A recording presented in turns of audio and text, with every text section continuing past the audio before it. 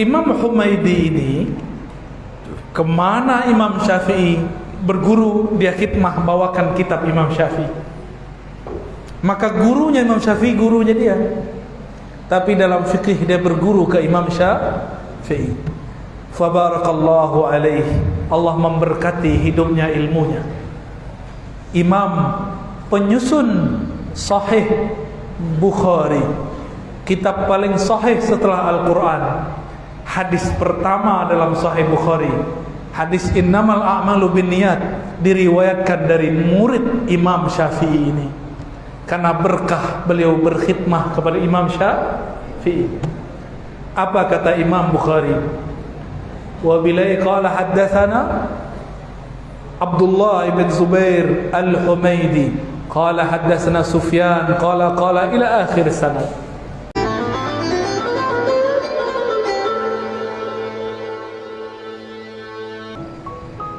Para asatidz, para tuan guru, pengurus masjid, semoga dalam ridha Allah Subhanahu wa taala. Amin. Barusan saya dikasih buku oleh Dr. Iqbal. Masya Allah, jenggotnya sahih tak? Inta Azhari? Al-Mandaili. Takharajta min Al-Azhar? Ajib. Saya tadi cemas, kira di Medan tidak ada ahli sifat 20. Ternyata Dr. Iqbal ahli sifat 20. Tadi bukunya mana tuh? Ini bukan lagi jualannya, tapi saya menyarankan antum baca ini. Tapi kalau pusing, ngaji sama beliau ya. Yang penting ngajinya. Ya.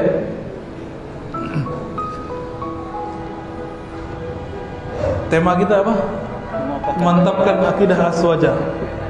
Ini salah baca jadi zaini, azwaja. Memantapkan akidah ahlus sunnati wal jamaah. Jadi sering kita ini difitnah. Apa fitnahnya?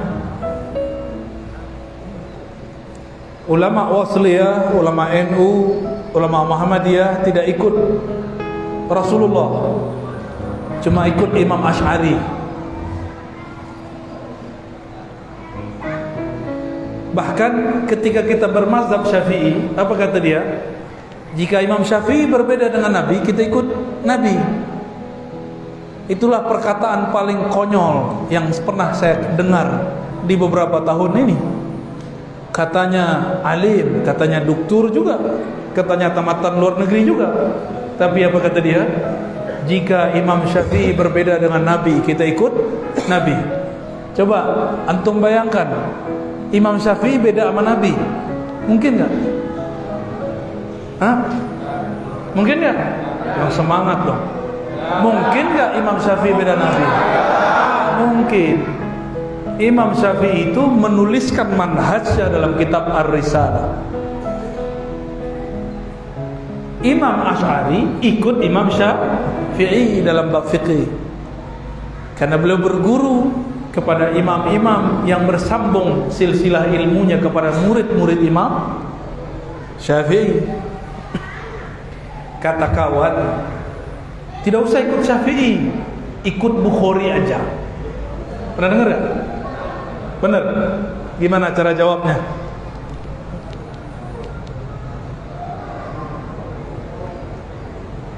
Imam Bukhari itu lahir tahun berapa? Imam Syafi'i wafat tahun berapa? Tanya aja sama dia. Kalau dia tidak tahu, bilang ke dia, uskut. Man kana yu'minu billahi wal yawmil akhir falyaqul khairan aw liyasmut. Kalau ente enggak punya data, diam. Jangan pakai logika-logika dangkal. Itu logika dangkal. Imam Syafi'i punya murid di Makkah, namanya Abdullah bin Zubair al-Humaidi. Saya sering bahas ini, tapi nggak apal-apal juga kan. Barusan kan tes itu, apal apa tidak? Ya, katanya jamaah al-Yutubiyah. Iya, berarti belum sahih itu ya. Imam Syafi'i dulu punya asisten, khadamnya dia, namanya Abdullah bin Zubair al-Humaidi. Siapa namanya? Abdullah bin Zubair al-Humaidi. Lambat semenit. Emang susah ngapal nama ya, bener. Tapi ngapal duit mudah ya. Imam Humaidi ini kemana Imam Syafi'i berguru, dia khidmah bawakan kitab Imam Syafi'i. Maka gurunya Imam Syafi'i gurunya dia. Tapi dalam fikih dia berguru ke Imam Syafi'i. Fabarakallahu alaihi, Allah memberkati hidupnya, ilmunya. Imam penyusun Sahih Bukhari, kitab paling sahih setelah Al-Quran. Hadis pertama dalam Sahih Bukhari, hadis innamal a'malu binniyat, diriwayatkan dari murid Imam Syafi'i ini.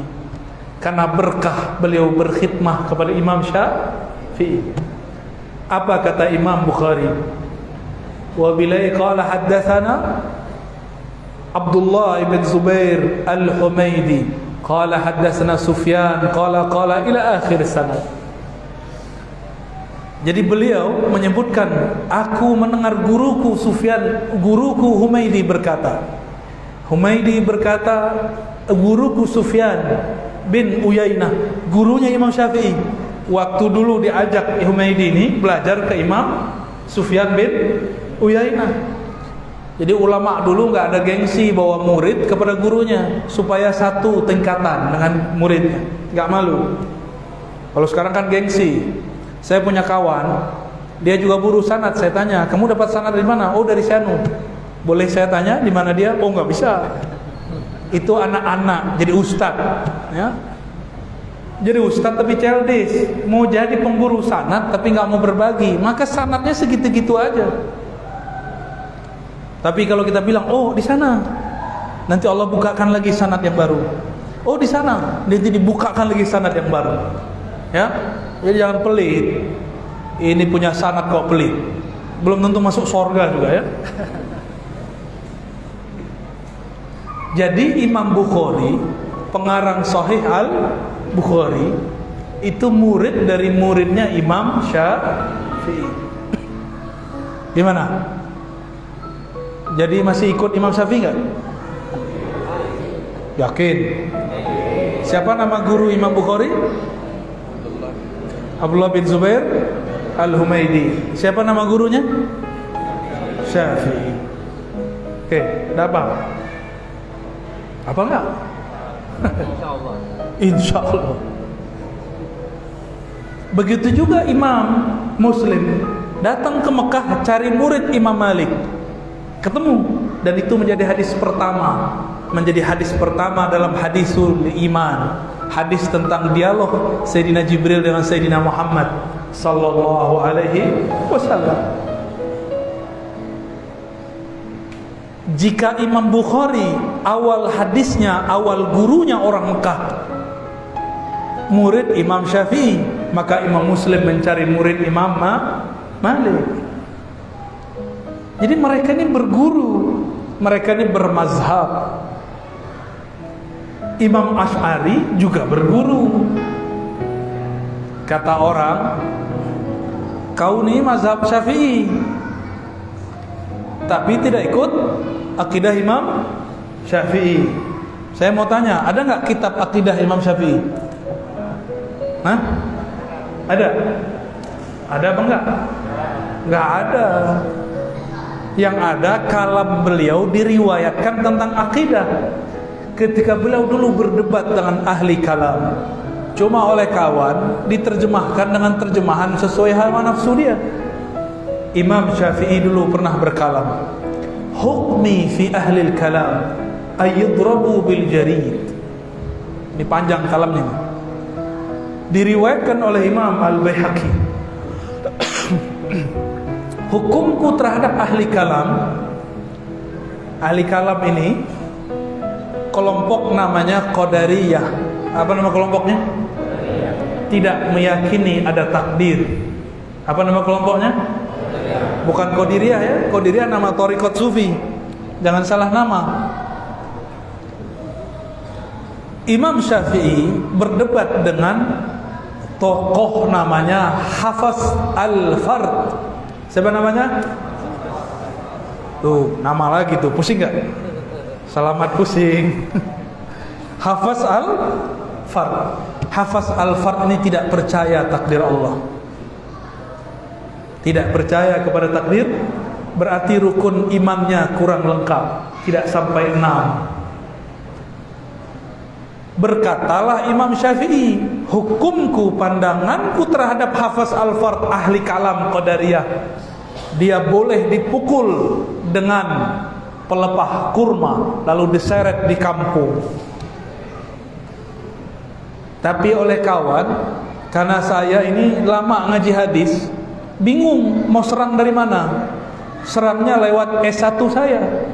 Saya punya S1 3, tapi yang selesai 2. 1 Darus Sunnah, khusus ngaji hadis. Jadi lisan saya dari situ. Ngaji kitab Sahih Bukhari, Muslim, Abu Daud, Tirmizi, Nasa'i, Ibnu Majah. Mau serang Sahih Bukhari, Muslim di tangan. Wah, serang pakai apa lagi nih? Oh, doktor filsafat. Maka dia ganti terjemahan kalam itu. Inilah hawa nafsu mereka. Apa kata mereka? Hukmi fi ahli kalam, diterjemahkan hukumku terhadap orang berfilsafat. Ini orang menerjemah sesuai hawa nafsunya. Ini bahaya ini. Tapi umat karena nggak ngerti ilmu kalam, nggak ngerti bahasa Arab, men iya aja. Maka adalah anak SMA, SMK kirim ke saya lewat sosial media kita tulisan mengenai Imam Syafi'i ingin memukul ahli kalam, diterjemahkan lulusan filsafat. Dr. Ar-Razi, doktor filsafat. Ya, kayak ngerti alam gaib aja ya. Saya S1 betul, akidah wa falsafah. Tapi di situ juga belajar tasawuf. Satu lagi hadis. Satu lagi dirasa Islamiyah dengan ulama Damaskus. Tapi yang selesai 2 itu. Yang S2 saya bukan filsafat, pemikiran Islam. S3 juga pemikiran Islam, bukan filsafat. Jadi yang nuduh saya doktor filsafat itu keliru, itu tuhmah, buhtanun azim. Bingung mau nyerang pakai hadis. Saya 15 tahun tinggal di ma'had khusus hadis. Oh, enggak puas juga dia serang guru saya. Dia jelek-jelekkan ma'had saya. Apa katanya? Guru kamu sesat. Pesantren kamu pesantren kuno. Ya salah. Dan mereka sudah kasih nama saya dengan nama Ad-Dajjal. Ar-Razi Ad-Dajjal. Tapi saya sakit hati enggak? Enggak. Malah senyum. Saya enggak sakit hati. Saya senyum. Ya salam. Ya Allah, mereka ini korban, ditipu oleh ustadz-ustadznya. Udah jelas kalimatnya ahlul kalam. Ahli kalam itu qadariyah, bukan ahli filsafat. Kasihan umat ditipu. Ya, mau ditipu. Ya, makanya kursus sama Dr. Thohir bahasa Arab ya, sama Dr. Iqbal belajar bahasa Arab biar nggak ditipu. Ustadz ini kan nggak punya pengawas, enak jadi ustadz itu. Kalau DPR ada pengawasnya, KPK. Kalau presiden, gubernur, wali kota, bupati ada pengawasnya, DPR. Ustadz siapa yang ngawasi? Gak ada. Allah, kalau dia bertuhan kepada Allah, kalau dia bertuhan ke fulus, kalau dia bertuhan ke jamaah, maka apa kata jamaah itu kata dia. Inilah fenomena ustadz takut jamaah, bukan ustadz takut istri, bukan. Kalau yang takut istri samping saya, depan saya juga, kiri saya juga. Allahumma sholli ala sayyidina Muhammad. Kalau ada imam berkalam, tidak boleh asar terjemah. Nerjemahnya ada ilmunya. Imam Syafi'i itu wafat 204. Beliau berbicara begitu waktu di Baghdad, sebelum ke Mesir, berarti sebelum tahun 200. Di saat itu di Baghdad sedang ramai akidah Qadariyah dan Mu'tazilah. Itu rame. Imam Syafi'i waktu meninggalkan Baghdad, beliau penyesir. Dalam hatinya ada masuk ilham, ini berbahaya. Maka beliau mengatakan, tidak aku tinggalkan di Baghdad orang yang paling bertakwa melebihi Ahmad bin Hanbal, Imam Hanbali. Sampai beliau dulu belum ada kota Kairo ya, masih disebut Mesir. Sampai di Mesir, Imam Syafi'i kemudian bermimpi bertemu Rasulullah sallallahu alaihi wasallam. Ini diriwayatkan dalam kitab Imam Ibnu Asakir, riwayat yang muttasil dan sahih.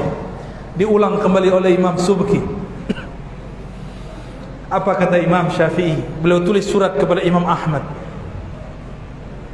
Wahai Abu Abdullah Ahmad bin Hanbal, Imam Hanbali, terimalah salam dari Rasulullah sallallahu alaihi wasallam. Rasulullah berpesan kepadaku, sampaikan kepada engkau hai Ahmad, isbir ala fitnatil Quran. Hati-hatilah terhadap isu kelompok Qadariyah Mu'tazilah mengenai Al-Quran disebut makhluk, takdir ditolak, semua itu. Imam Syafi'i wafat tahun 204, surat sampai kepada Imam Ahmad tahun 218 Hijriah. Al-Ma'mun berganti akidah dari Ahlussunnah ke Syiah lalu menjadi Qadariyah Mu'tazilah. Maka dia penjarakan Imam Ahmad bin Hanbal karena tidak mau mengikuti akidah Mu'tazilah. Maka ini teguran buat doktor-doktor di kampus, jangan sok-sokan lah. Kalau nggak mengerti Mu'tazilah, nggak pernah baca kitabnya, jangan bilang Mu'tazilah ini ahli akal, belum tentu. Saya khatam baca kitab Syarah Ushul Khamsah karya Mu'tazilah, dan saya ajarkan dulu di waktu S1. Di situ kita kritik, ternyata mereka bukanlah benar-benar memanfaatkan akalnya. Itu cuma penafsiran aja. Mu'tazilah baru muncul filsafat. Jadi kelompok filsafat baru muncul setelah Imam Syafi'i. Jadi ketika Imam Syafi'i mengatakan hukumku terhadap ahli kalam tidak boleh dipalsukan, tidak boleh diterjemahkan menjadi ahli filsafat, gitu ya. Akidah Imam Syafi'i ini dipertahankan oleh Imam Ahmad. Bedanya Imam Ahmad tidak berdebat, Imam Syafi'i pernah berdebat. Kalah Hafaz Al-Fath. Lalu Imam Ahmad punya murid dan punya kawan. Nama kawannya Al-Karabisi, Husain Al-Karabisi. Imam Husain Al-Karabisi ini dia mengambil sikap Imam Syafi'i berdebat. Dia dulu sering tinggal di rumah Imam Syafi'i, Imam Karabisi. Jadi Imam Karabisi ini punya murid nanti. Begitu juga Imam Ahmad punya murid nanti, sama, namanya Zakaria As-Saji. Dari beliaulah kemudian turun ke Imam Abul Hasan Al-Asy'ari. Maka akidah Ahlus Sunnah yang diriwayatkan Imam Asy'ari bersambung kepada 3 imam sekaligus. Imam Ahmad, lalu gurunya Imam Ahmad Syafi'i, lalu gurunya Syafi'i Imam Malik. Bersambung, bahkan bersambung kepada Imam Sufyan bin Uyainah, Sufyan Ats-Tsauri, Ibnul Mubarak, dan imam-imam yang lain yang mungkin kalau disebut namanya jenggot antum bisa rontok ya. Jadi akidah Asy'ari itu bukan akidah buatan Imam Asy'ari. Imam Asy'ari hanya meriwayatkan akidah Imam Ahmad. Imam Ahmad hanya mengajarkan akidah Imam Syafi'i. Bismillah.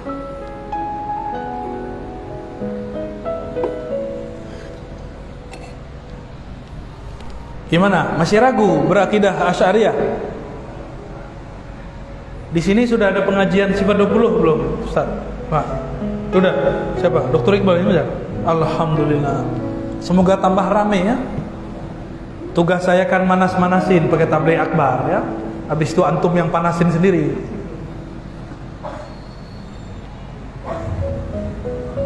Ahlus sunnah itu tauhidnya diriwayatkan oleh dua golongan ulama.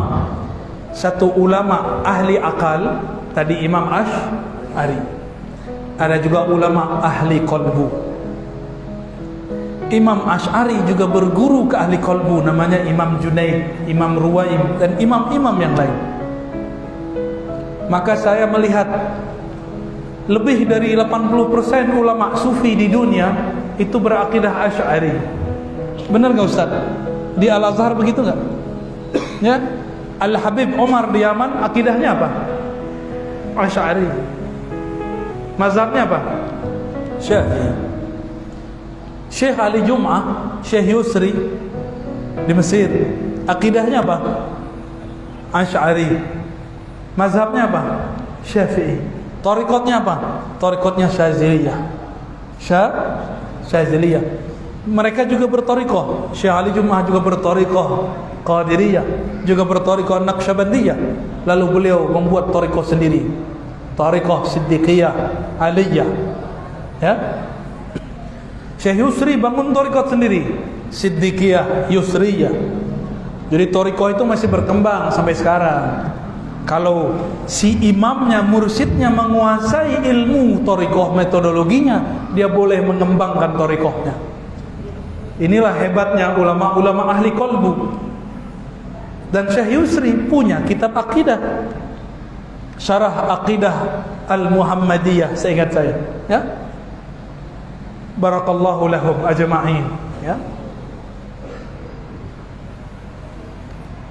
Maka ada enggak sufi, orang tarekat, akidahnya bukan akidah Asy'ariyah? Ada enggak? Enggak ketemu saya, kecuali sebelum Asy'ari lahir. Kecuali ada satu, Sidi Ahmad Al-Ghummari. Beliau orang Tonja, tapi beliau sebenarnya akidahnya hampir sama dengan akidah Imam Asy'ari. Cuma beliau ini kan mujtahid mutlak, bisa buat mazhab sendiri. Seorang mujtahid haram ikut mujtahid yang lain. Kalau antum ini udah mujtahid belum? Apa? Ahli jahid? Mujtahid belum? Ahli jahid sudah. Cukup? Mau tanya jawab? Ya, tanya jawab ya. Tafadhal. Assalamualaikum warahmatullahi wabarakatuh. Ya, jika keyakinan kaum Mu'tazilah dan Musyabbihat adalah batil, apakah seluruh amalannya juga batil? Sholat, puasa dan sebagainya, apakah menjadi tertolak pasangan suami istrinya, dan bila mati tidak bertaubat maka dia juga dimandikan dan disalatkan oleh dia. Ulama Asy'ariyah yang nazariyah akliyah, ahli akal, ini agak ketat. Siapa yang membendakan, menjisimkan Allah, maka dia kufur, tapi bukan murtad. Kufur nikmat akal. Inilah mauqif para ulama kita. Bahkan imam sufi seperti Abu Said Muhammad Alawi Al-Maliki menggunakan itu dalam kitabnya Fahmun Nusus. Siapa yang membayangkan Allah itu dengan sifat-sifat benda, berada di suatu tempat, berpindah-pindah, maka dia telah menyembah berhala. Begitu perkataan Abu Said Muhammad Alawi Al-Maliki. Itu beliau udah marah itu ya. Dulu masih mau mencari titik temu dengan kelompok yang tadi itu. Tapi lama-lama beliau sudah tidak tahan, karena dianggap tauhid oleh kelompok yang tadi antum sebut itu. Lalu saya gimana? Saya dalam bab akliyah ikut beliau, tapi bab secara rohani saya dapat satu hadis dalam Sahih Muslim.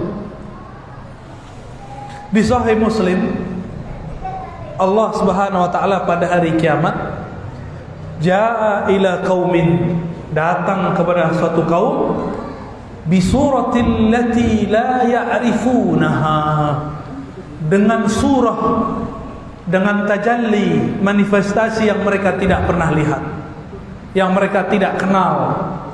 Lalu Allah yang tadi menjelma itu mengatakan, ana rabbukum, aku Rabb kalian. Apa kata kelompok ini? kamu bukan Tuhan kami. Lasta bi rabbina, kamu bukan Tuhan kami. Lalu datang Allah bi suratil lati ya'rifunaha. Allah datang dengan formulasi bentuk yang mereka kenal. Ini namanya tajalli. Allah memantulkan sifatnya. Karena Allah tidak bersurah, tidak berbentuk. Allah Maha Suci dari berbentuk. Berarti ada hadis. Cuma dari jarak antara dia menunggu Allah datang pertama dengan Allah datang kedua, itu jaraknya ribuan tahun. Mereka tertahan di padang mahsyar.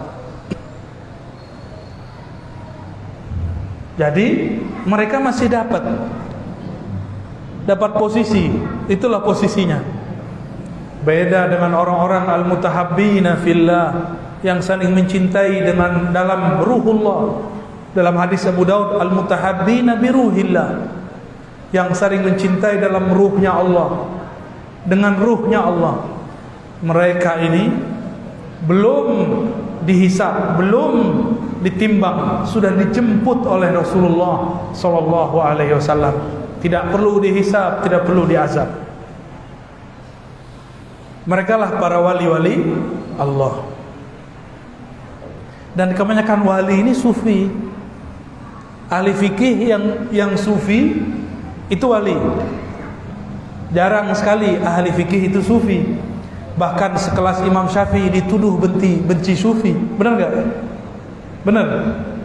Mereka riwayatkan lagi kata-kata Imam Syafi'i di kitab Al-Baihaqi, tapi penjelasan Imam Baihaqi mereka tidak kutip. Mereka berkhianat kepada Imam Al-Baihaqi dan Imam Syafi'i. Kata mereka, Imam Syafi'i berkata, sufi itu jahulun kasulun, jahil sangat jahilnya, malas sangat pemalasnya. Kata siapa? Imam Syafi'i. Itu kata mereka. Giliran cocok sama nafsunya diambil kalam Imam Syafi'i. Padahal tadi dia ngomong, kalau Imam Syafi'i beda sama Nabi, jangan ikut Syafi'i, ikut Nabi. Sekarang cocok dengan nafsunya, maka dia ambil kalam Imam Syafi'i. Dia lupakan ada kitab Diwanus Syafi'i, bahwa Imam Syafi'i mengatakan jadilah kamu faqihan sufian, faqih yang sufi. Dia lupakan riwayat Kusyairi, supaya Imam Ahmad jangan uji-uji seorang sufi. Pingsan Imam Ahmad habis menguji seorang sufi. Dia lupakan riwayat-riwayat yang tidak sesuai dengan nafsu mereka. Afara'aita man ittakhadha ilahahu hawa. Apakah engkau melihat orang yang menjadikan Tuhannya adalah hawa nafsunya? Cocok sama nafsunya diambil. Nauzubillah min dzalik. Imam Kusyairi akidahnya Asy'ari, nulis kitab Risalah Kusyairiyah, ditulis di situ akidah gurunya Asy'ari, namanya Imam Junaid. Apa kata Imam Junaid? At-tauhid ifradul kinami 'anil hudus. Tauhid itu engkau mampu membedakan antara yang qadim dan yang diciptakan. Allah itu qadim, sedangkan alam semesta termasuk aras, termasuk kursi, termasuk langit dan bumi, itu semua dicipta. Engkau mampu mengesahkan Allah. Allah tidak butuh aras, araslah yang butuh Allah. Gitu ya. Ada lagi? Kemudian bagaimana caranya kita bisa mendapatkan seorang mursyid secara jalur rohani? Mendapatkan mursyid rohani, ruh itu adalah kiblatnya kolbu. Kebanyakan mursyid melatih kolbu dan nafsiyah. Jadi ada mursyid itu ada 5 mursyid. Guru, mursyid jasadiyah, guru jasad, guru silat, guru fitness, itu guru jasad tuh. Guru baris berbaris, guru apa? Mursyid jasad. Ada mursyid akal. Nah ini nih para dakatir ini, dokter ini mursyid akal. Akal itu dia butuh dalil. Mana dalilnya? Mereka-mereka ini jago dalil ini. Itu udah pindah-pindah ke jenggotnya dalilnya itu. Ya? Ada mursyid nafsiyah, jiwa. Ada mursyid nafsiyah. Nafsiyah ini biasanya dia ahli mengolah jiwa. Ini terbagi dua. Ada yang kebatinan, ada yang keislaman. Kalau kebatinan nanti jadi prana aura. Tahu? Itu silat-silat kebatinan. Baca prana orang, ya. Gak usah tembak-tembak lah orang lagi dengan prana kita, terpana ya. Terus ada versi keislaman. Inilah 40 thariqah yang dimu'tabarkan di Indonesia. Nafsiyah ini dia juga punya titik-titik rohani dan warna-warna latifah. Mirip dengan prana tapi berbeda. Ya. Tapi itu baru sampai di nafsiyah, jiwa. Maka kalau ada orang zikir pakai nafsiyahnya, belum tentu nafsiyahnya tunduk. Maka jangan heran kalau ngeliat mursyid suka marah-marah. Ya. Jangan heran ngeliat orang-orang tarekat ngamuk-ngamuk di jalan. Itu karena apa? Karena nafsiyah dia belum terlatih. Pernah ketemu nggak doktor psikolog, doktor di kampus, doktor akidah, doktor filsafat, tapi galau? Pernah ketemu nggak? Stres, pernah ketemu nggak? Dia dokter akal, memahami apa aja pakai akal, dia stres lah. Corona nggak bisa dipahami dengan akal, ya. Harus pakai kolbu, biar hilang bebannya. Kalau pakai akal panik, ya. Panik gak? Panik. Ada mursyid qalbiyah. Ini mursyid tadi dia sudah berhasil mengalahkan jiwanya dengan puasa, dengan zikir, dengan suluk, dengan khalwat. Tidak semua orang suluk berhasil. Makanya mursyid-mursyid ini kalau hobinya talqin, yang ditalkinnya pejabat jadi bahan cerita. Saya habis talqin gubernur, saya habis talqin doktor, saya habis talqin. Emang itu apa ngomong gitu? Saya baru mentalqin 1000 orang. Itu bentuk narsis gaya jadul. Kalau kayak anak-anak muda ini foto sama ustadz pasang di, ya sama begitu. Siapa yang ngomong? Bukan saya. Ibrahim Al-Matbuli punya murid namanya Abdul Wahab Asy'arani. Beliau tulis begitu. Ciri-ciri mursyid yang belum selesai nafsiyahnya masih riya. Dia girang kalau mentalkin pejabat. Dia girang kalau muridnya banyak. Dia sedih kalau suruh suluk sebelah lebih ramai daripada suluk dia. Kalau kampus akliyah nafsiyah, kampusnya sepi, pendaftar dia sedih juga, stres juga ya. Mirip-mirip stres itu. Bedanya ini stresnya masih bisa dilawan pakai zikir di nafsnya, di jiwanya. Disebut kolbu, disebut ruh, disebut sir, khafi, akhfa. Itu semuanya nama-nama nafsiyahnya, bukan kolbunya ruhani, tapi baru kolbunya nafsiyah. Maka kadang-kadang orang dengan zikir-zikir 7 lataif ini suka ngintip-ngintip kolbu guru. Ya, janganlah intip-intip, ya. Kalau itu cahayanya lebih terang dari cahaya antum, sama seperti melihat matahari, silau bita buta matanya. Kalau kita ini berniat jadi murid, jangan intip-intip lah mursyid. Ya, kecuali Allah kasih unjuk, Allah perlihatkan mukasyafah, itu lain. Ini ciri-ciri mukasyafah dari Allah. Allah yang bukakan tanpa diminta. Ciri-ciri mukasyafah nafsiyah berasal dari waswas syaitaniyah. Kita lihat-lihat, lihat satu-satu. Sudahlah. Mau sampai kapan antum begitu? Ya, banyak yang begitu. Saya kemana-mana jalan Pak, dicoba-coba sama orang. Coba dilirik-lirik. Sudahlah. Cukup husnuzon kepada orang, ya, husnuzon kepada orang. Kalau kita husnuzon, nurnya pindah kepada kita, nurnya mengalir kepada kita. Oke?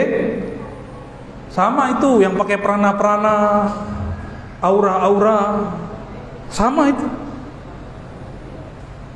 Tapi kalau mursyid qalbiyah, dia sudah sampai pada maqam ihsan yang nomor 2. Fa in lam takun tarah fa innahu yarah.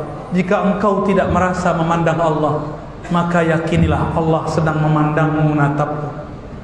Itu orang sudah jadi wali Allah.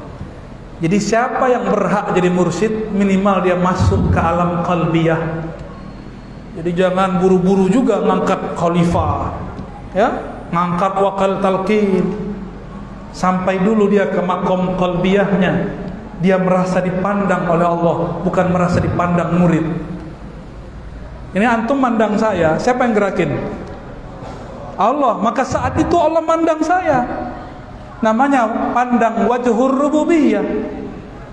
Jika Allah langsung memandang tanpa lewat makhluknya, disebut wajhul uluhiyah, memandang dengan ahad zatnya. Oh, itu panjang lagi ceritanya itu, ya. Cukuplah.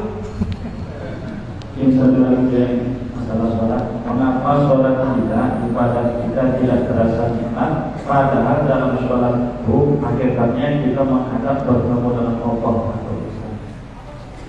Sholat kok gak nikmat? Lagi makan apa?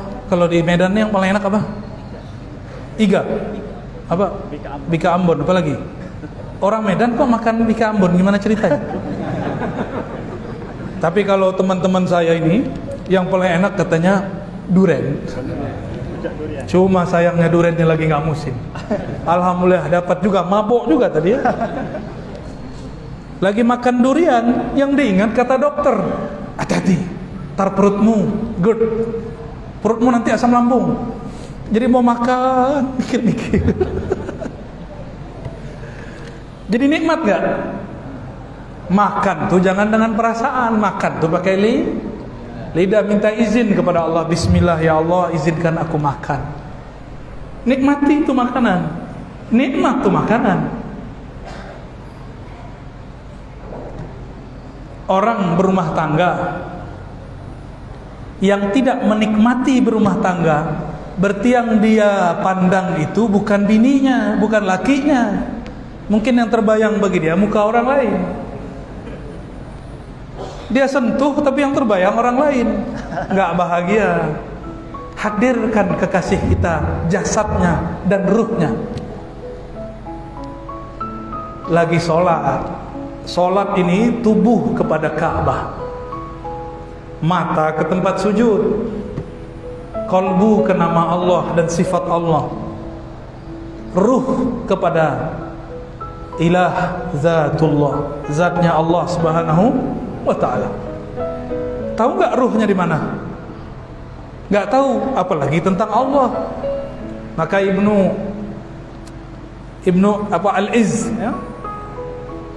Imam Al-Izz Abdissalam mengatakan, Abu Bakar As-Siddiq berkalam, al-ajzu anil idrak. Ma'rifat itu ketika engkau mengaku hanya Allah lah yang tahu tentang dirinya.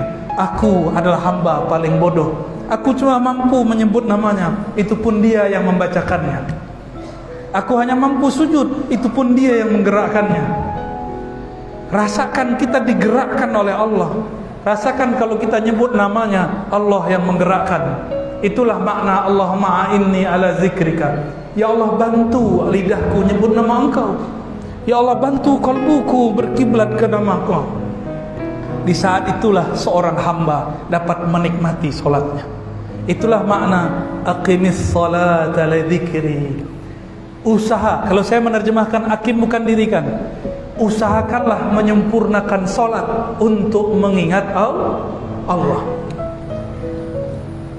Solat kita mungkin belum sepenuhnya ingat Allah, maka jangan pernah bangga dengan solat itu.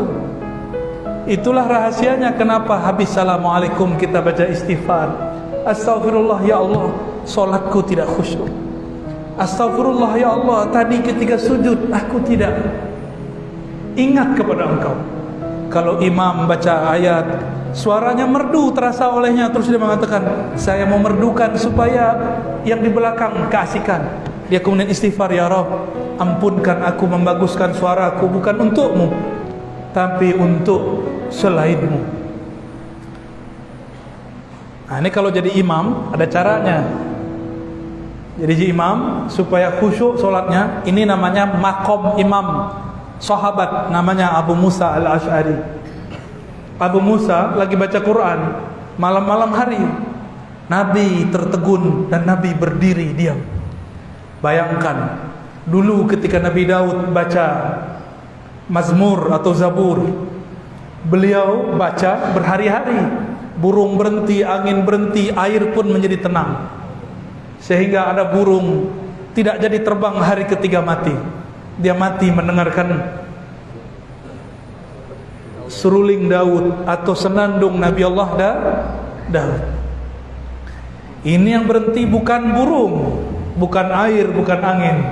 Yang berhenti adalah Sayyidul Alamin, Sayyidul Mursalin, Sayyidul Anbiya, Sayyidul Arifin, Sayyidul Zahidin, penghulu alam semesta. Beliaulah Rasulullah tertegun berhenti ketika Abu Musa baca Al-Quran. Maka secara ruhiyah Sayyidina Abu Musa adalah pewaris ruhani Nabi Daud. Dan sempurnanya Nabi Daud ketika dia mewarisi kenabiannya kepada Abu Musa, maka sahabat itu jadi wali karena dia mewarisi nabi-nabi. Ulama pewaris para nabi. Ini ulama kita gak tahu nih pewaris nabi siapa nih ya. Semuanya yang mewarisi Imam Mahdi cuma satu, yang mewarisi nabi cuma satu, Al-Ghaus di akhir zaman namanya Al-Mahdi. Ya, kita paling cuma mewarisi sebagian saja.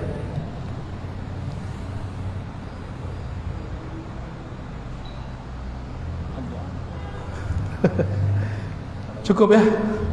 Saya 5 kali 5 tempat berhasil Dr. Thohir menyiksa saya ya.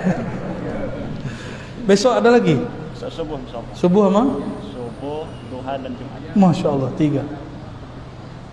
Kata Dr. Thohir cukup katanya ya. Saya takut sama dia ya. Baik Bapak Ibu yang muliakan Allah, apabila orang-orang meragukan akidah Ahlus Sunnah, maka bawalah sanad. Apabila orang meragukan nasab habaib, bawalah nasab. Apabila orang meragukan thariqat, bawalah ijazah. Ya. Apabila orang meragukan Allah Subhanahu wa taala, bawakanlah hujjah-hujjah mengenai wujudnya Allah Subhanahu wa taala. Semoga kita yang hadir malam ini diberkahi oleh Allah Subhanahu wa taala. Semoga umat Nabi Muhammad ini diberikan kesabaran, ketabahan, ditancapkan kalimah tauhid la ilaha illallah dalam kalbunya, ditumbuhkan cinta kepada Rasulullah sallallahu alaihi wasallam, dikembangkan, dipancarkan cahaya dari dirinya, dari dalam pikirannya hanya mencintai Allah dan kekasih Allah Nabi Muhammad sallallahu alaihi wasallam. Ala hadhihi da'awat wa hadhihi al-maqasid wal ghayat. Al-Fatihah.